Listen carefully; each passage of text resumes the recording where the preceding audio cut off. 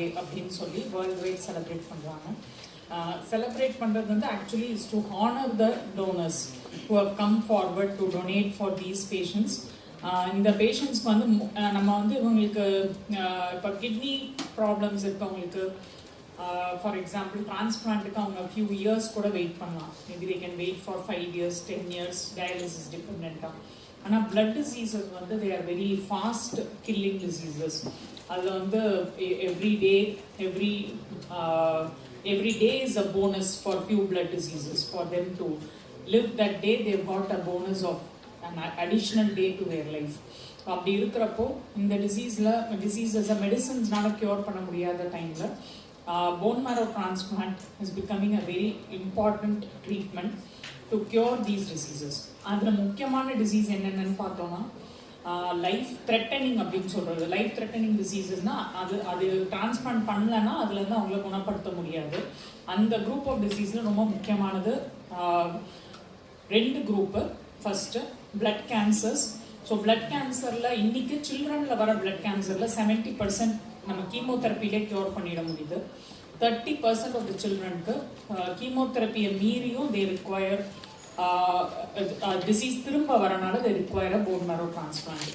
Second group of diseases வந்து aplastic anaemia. So aplastic anaemia வந்து bone marrow failure சிண்ட்ரோம்ஸ்னு சொல்லுவோம். அது வந்து பிளட் கேன்சர்ஸை விட ஒரு பேடான டிசீஸ். இப்போ பிளட் கேன்சர்னா இன்னைக்கு நம்ம ட்ரீட்மெண்ட் ஸ்டார்ட் பண்ணி டிரான்ஸ்பிளான்ட்டுக்கு நம்ம ஃபியூ வீக்ஸ் ஃபியூ மந்த்ஸ் கூட வெயிட் பண்ணலாம். ஆனால் இந்த போன் மேரோ ஃபெயிலியர் சிண்ட்ரோம்ஸ்ன்றது அவங்களுடைய மஜ்ஜை வேலை செய்யாத பட்சத்தில் அந்த ஃபேக்ட்ரி அந்த மஜ்ஜைன்ற இண்டஸ்ட்ரி ஒர்க் பண்ணுறது கம்மியாயிடுச்சுன்னா அணுக்கள் குறைவுனால வெளியிலேருந்து பிளட்டு பிளேட்லெட்டை நம்ம ஏற்றிட்டே இருக்க மாதிரி இருக்கும். அது மட்டும் இல்லாமல் அவங்க இன்ஃபெக்ஷன்ஸ்க்கு ரொம்ப ப்ரோன் ஆயிடுவாங்க. ஸோ இந்த மாதிரி டிசீசஸில் every day really counts. So இந்த 2 டிசீஸு அது இல்லாமல் மற்ற நிறைய பிளட் டிசீஸ் இருக்குது. அது நம்ம இது அளவுக்கு காமனாக பார்க்கலனாலும் குழந்தைங்கள எதிர்ப்பு சக்தி குறைவு, பிறவியிலேருந்து எதிர்ப்பு சக்தி குறைவு, அது பேர் பிரைமரி இம்யூனோ டெஃபிஷியன்சி டிசார்டர்ஸ். அது சில ரத்த சம்பந்தப்படாத ஆனால் மஜ்ஜை மாற்றில் குணமாகிற உயிருக்கு ஆபத்தான வியாதிகள் அப்படின்னா ஆஸ்டியோபீட்ரோசிஸ்ன்னு சொல்கிற சில டிசீஸ். இதெல்லாம் குழந்தைங்கள வர ஒரு மரபு ரீதியான வியாதிகளுக்கும் இந்த டிரான்ஸ்பிளான்ட்ன்றது ஒரு கியூரேட்டிவ் ட்ரீட்மெண்ட். ஸோ இது இல்லாமல் லைஃப் லிமிட்டிங் டிசீசஸ்ன்னு சொல்லுவோம். லைஃப் லிமிட்டிங்னா அதனால அவங்களுக்கு உடனே அந்த டிசீஸ்னால அவங்க உயிருக்கு ஆபத்தும் ஒன்றும் கிடையாது உடனே. ஆனால் அவங்க வந்து ஹாஸ்பிட்டல் டிபெண்ட்டாக இருப்பாங்க. For example thalassaemia, sickle cell anaemia அப்படின்னு. இந்த வருஷம் இந்த லாஸ்ட் இயர்லேருந்தே the central government வந்து சிக்கிள் செல் எலிமினேஷன் மிஷன் சொல்லி they are working on இந்த டிசீஸ் உள்ளவங்களுக்கு ட்ரீட்மெண்ட்டும் இனிமேல் இந்த டிசீஸ் இல்லாமல் இந்த பாப்புலேஷன் இருக்கிறத நோக்கி சென்ட்ரல் கவர்மெண்ட் ஒர்க் பண்ணுறாங்க. ஸோ அந்த சிக்கிள் செல் அனீமியா இது 2த்துக்குமே மஜ்ஜை மாற்று ஒரு குணப்படுத்துகிற ஒரு ட்ரீட்மெண்ட் ஆகும். ஸோ இது நம்ம மேஜராக மென்ஷன் பண்ணியிருக்க டிசீசஸ். அது இன்னும் நிறைய இண்டிகேஷன்ஸ் இருக்குது. இன்னைக்கு போன் மேரோ டிரான்ஸ்பிளான்ட்டால் க்யூர் ஆகக்கூடிய பிளட் கண்டிஷன்ஸும் 90% வந்து பிளட் கண்டிஷன்ஸு, 10% பிளட் கண்டிஷன்ஸ் இல்லாத ஆனால் அதே சமயம் டிரான்ஸ்பிளான்ட்டில் பெனிஃபிட் ஆகிற டிசீசஸ். ஸோ இந்த சினாரியோவில் நெக்ஸ்ட் நான் வந்து full time government servant Madras medical college. So அதில் வந்து 2018 மஜ்ஜை மாற்று யூனிட் இருக்குது. 2022 குழந்தைங்களுக்கு மஜ்ஜை மாற்று ப்ரொசீஜர் ஸ்டார்ட் பண்ணியிருக்காங்க. இப்போ இது வரைக்கும் 116 மஜ்ஜை மாற்று நடந்திருக்கு, 116. அதில் மேட்ச் அன்ரிலேட்டட் டோனர் அப்படின்றது இப்போ இது வந்து ஒரு குறிப்பிட்ட இது ஒரு ஸ்பெஷல் குரூப் ஆஃப் டோனர்ஸ். அப்படின்னா இப்போ எனக்கு ஒரு பிளட் டிசீஸ் இருக்குது, யாராவது டொனேட் பண்ணணும் அப்படின்னா என்னுடைய உடம்பு அதை ஏற்றுக்கணும்னா மரபு ரீதியாக அந்த டோனருக்கும் எனக்கும் மேட்ச் இருக்கணும். அந்த மரபு ரீதியான மேட்சை HLA அப்படின்னு சொல்கிறோம், ஹியூமன் குளுக்கோசைட் ஆன்டிஜன். அது வந்து எனக்கும் டோனருக்கும் மேட்ச் இருந்தால் தான் அந்த செல்லை வந்து என் உடம்பு ஏற்றுக்கும். இப்போ கிட்னி டிரான்ஸ்பிளான்ஸில் பிளட் குரூப் மேட்ச் இருந்தால் கூட செல்ஸ் கிட்னியை உடம்பு ஏற்றுக்கும். இதில் குரூப்பெல்லாம் பிளட் குரூப் மேட்ச் ஆகணும்னே அவசியம் இல்லை, பிளட் குரூப்பே சேஞ்ச் ஆகிடும். இப்போ நம்ம குரூப் வந்து B positive, donor group O பாசிட்டிவ்னா டிரான்ஸ்பிளான்ட்டுக்கு அப்புறம் என் குரூப் வந்து O பாசிட்டிவாக மாறிடும். ஸோ அப்போ இது வந்து இந்த HLA மேட்ச் தான் இதோடைய கீ.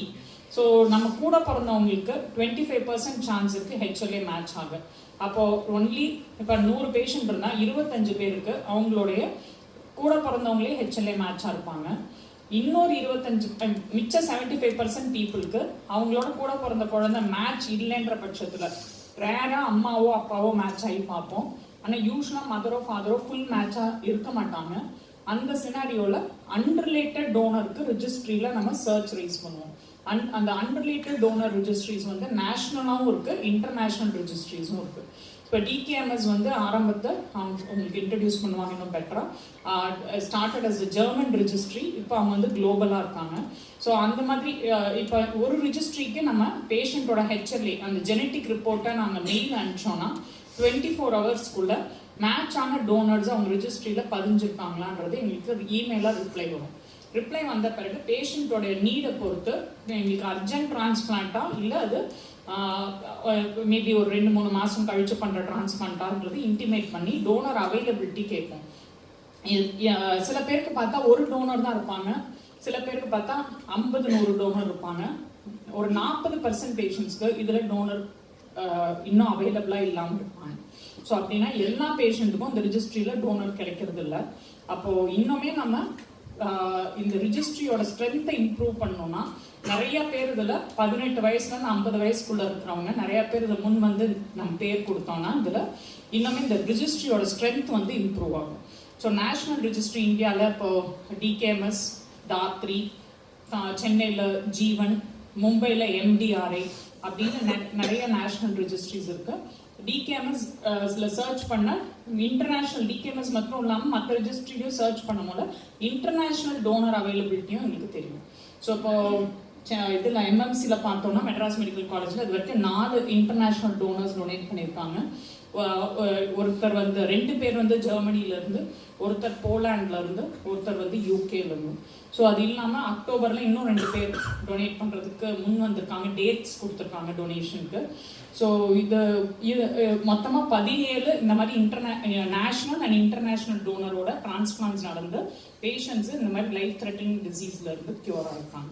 ஸோ இது வந்து கவர்மெண்ட் செக்டரில். ப்ரைவேட்லையும் கவர்மெண்ட்லேயும் நம்ம அதாவது இன்னைக்கு வந்து ப்ரைவேட்டை விட கவர்மெண்ட்டில் கூட இந்த மாதிரி அன்ரிலேட்டட் டோனர் டிரான்ஸ்பிளான்ஸ் நடக்குது. ஏன்னா அந்த காஸ்ட்டை வந்து கவர்மெண்ட்டால் பேர் பண்ணிக்க முடியுது ப்ரைவேட் ஹாஸ்பிட்டல்ஸை கம்பேர் பண்ணும்போது. நெக்ஸ்ட் டைம் இந்த ஹோல் ப்ரோக்ராம், இந்த கவர்மெண்ட்டில் நடக்கிற இந்த ஹோல் ப்ரோக்ராம் இந்த அளவு நடக்குதுன்னா அது கவர்மெண்ட்டோட சப்போர்ட் இல்லாமல் இது பண்ணவே முடியாது. ஸோ கவர்மெண்ட்டோட சப்போர்ட்டு, இன்ஸ்டிடியூஷன், அங்கே ஒரு டீன் வந்து பீடியாட்ரிஷியன்ஸ் சார் பேர் ப்ரொஃபஸர் டாக்டர் தேரணி ராஜன், அவரோட சப்போர்ட்டு, அந்த யூனிட் டீமோட கான்ஸ்டியூஷன், நர்சஸ், அதுக்குன்னு டெடிக்கேட்டட் நர்சஸ் கிட்டத்தட்ட இப்போ 25 நர்சஸ் இருக்காங்க டிரான்ஸ்பிளான்ட் பண்ணுறதுக்கு.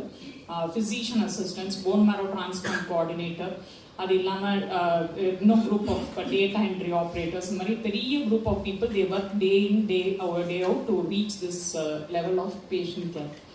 ஸோ 3 இன்ட்ரெஸ்டிங்கான பேஷண்ட்ஸு. இந்த சைல்டு வந்து 3 year old, செல்வா மாதிரியே ஃபேன்கோனி அனீமியா அப்படின்ற டயக்னோசிஸ் உள்ள, இதுவும் மஜ்ஜை வேலை செய்யாத டிசீசஸில் ஒன்று. அந்த ஆந்திர பிரதேஷ்லேருந்து வந்து யூஸ்வலாக நம்ம ஸ்டேட் கவர்மெண்ட்டோடைய சப்போர்ட் சிஸ்டம் வந்து இந்த காப்பீடு திட்டம் வழியாக தான் டிரான்ஸ்பிளான்ஸ் வந்து பேஷண்ட்டை போய் அடையுது. காப்பீடு திட்டம் வழியாக இப்போ ஒரு டிரான்ஸ்பிளான்ட்டுக்கு 9.4 lakhsலேருந்து 17 lakhs வரைக்கும் கவர்மெண்ட்டும் இன்சூரன்ஸ் கம்பெனியும் சேர்ந்து ப்ரொவைட் பண்ணுறாங்க.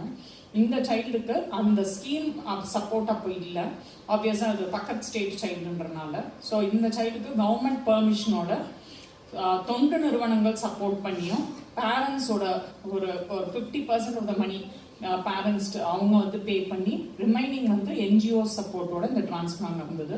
இன்னைக்கு அவள் கிட்டத்தட்ட 2 years post bone marrow transplant, அவளுக்கும் அதே unrelated donor, match unrelated donor donate பண்ணி. ஸோ இது வந்து தமிழ்நாடு இல்லாமல் பக்கத்தில் இருக்க ஸ்டேட்ஸ்க்கும் நம்மளால ப்ரொவைட் பண்ண முடியுது. இந்த டிரான்ஸ்பிளான்ட்ல NGOன்றதுல மேஜர் சப்போர்ட் வந்து DKMS, BMSTன்னு அந்த டைம் DKMS உடைய ஃபண்டிங் ப்ரோக்ராம். அவங்க வந்து they supported 50% of the child's transplant cost. Next. Get introduced as CEO, so let me talk a bit about jobs. In India, every year 1 lakh of patients get diagnosed of blood cancer or other blood disorders. And there are a lot of dedicated people who work to help these patients. So first I want to highlight the doctors and transplant centers coordinators and also the nurses. So I just spoke a couple of days to someone from the army, and we came to the topic of COVID, and at COVID we all remember these amazing work these physicians did with this full body suits and this working until they were not able to do anymore. And I just want to say this is not over. I mean, especially I know Dr. Aruna very well, her team, the nurses, they are doing this job every day. Yeah, they are not so visible anymore. We all know this video which went viral, but they are still doing it. They are still working. And to help patients who are suffering on leukemia. And a small part is playing also DKMS here. So why we came to India? We came to India because we don't want that so many donors from international registries has to donate for patients, because actually there are never enough. When you want to help a lot of patients in India, you need to register donors in India. And that's why we are here, why I'm here, why my team is working, also very dedicated on this cause. So we're creating awareness, so that's why we are here. I hope you will help us and to create this awareness by the media. We are here to register, so I have two colleagues here who are coming only to register potential stem cell donors today. And this is special for India. DKMS is also here to help patients financially. So I would say also my team, thank you very much. We are very much dedicated to our work, and we are doing extra work to help patients in need. And then there's one person here in this room who is not being here because of she's working. So she did this all because her heart is full of humanity, empathy, and courage. And she is our donor here. So Smita. So Smita, yeah, I just mentioned COVID. Yeah, 21, you remember what was the situation there? Yeah? Who comes to the idea, oh my God, everyone is hiding themselves, don't want to get infected? No, she registered. Then over the time, she got a call. I mean, you tell us the story later on, right? So, and in September 21, she donated. That's just a human cause. It was not her work. Yeah? It was not. This was completely volunteer to help someone, to give someone the second chance at life. So I just read. So we did an interview, and I know Smita very well because she's coming and supporting us again and again and again. And she told me, "Oh, I would like to meet my patients also one time." Right? You remember?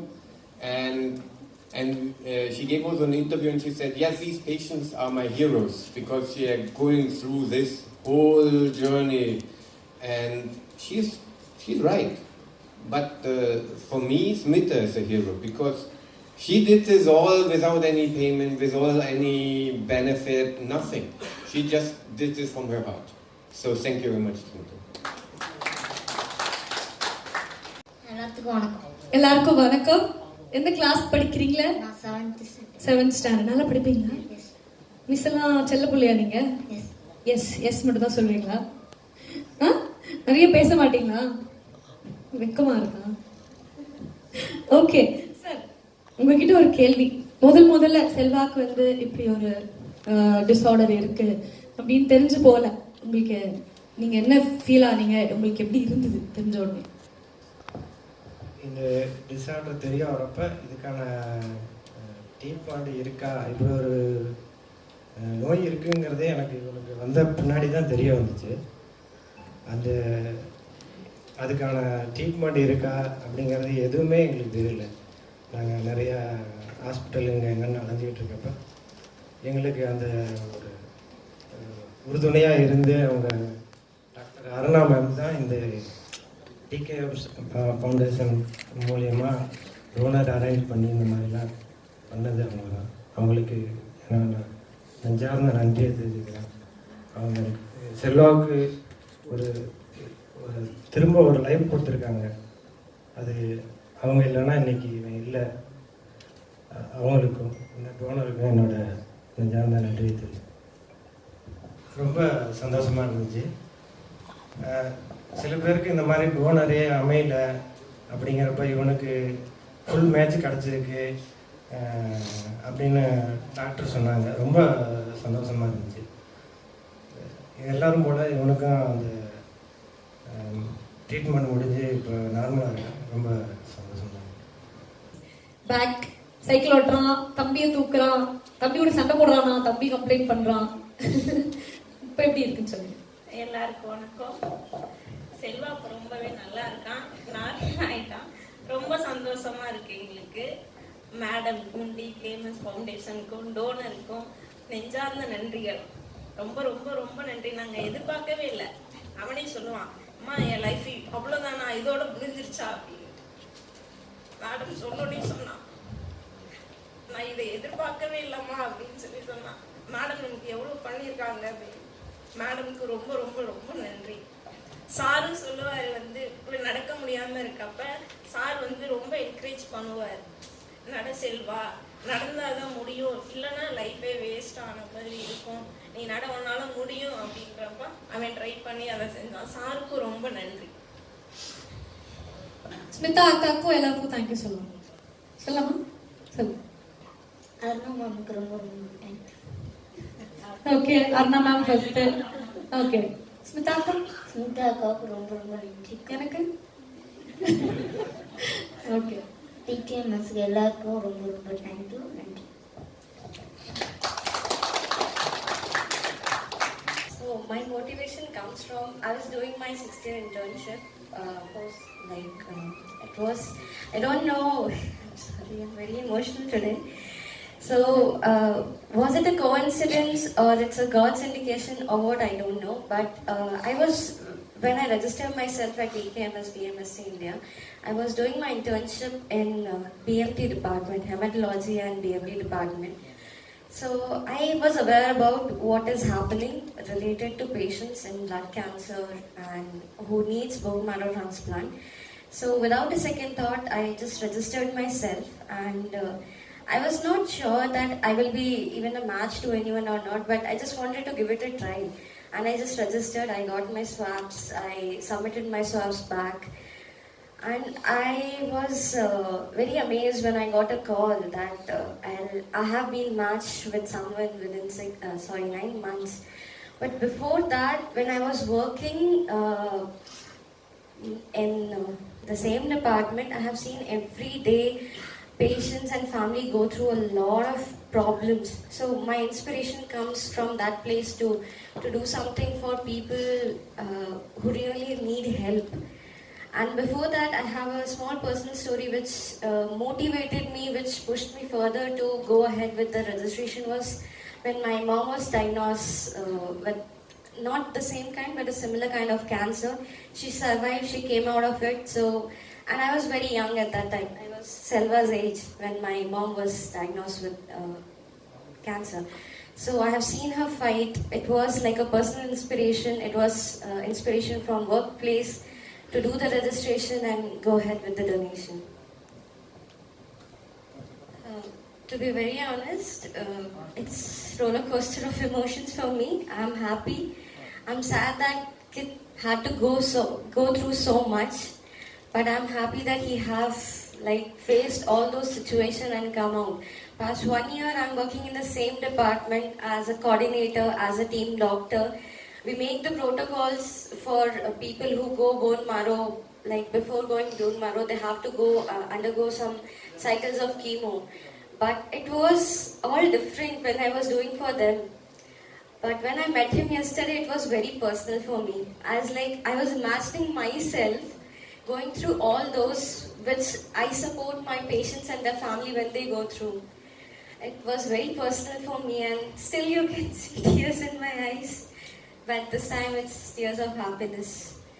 So I'm happy that he is happy, he is healthy. It's been 3 years now post his transplant. I say thank you so much to Dr. Aruna, because I know the pain and the struggle doctors go through.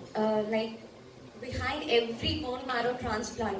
They go through it, like there is months of discussion, there's months of protocol changing,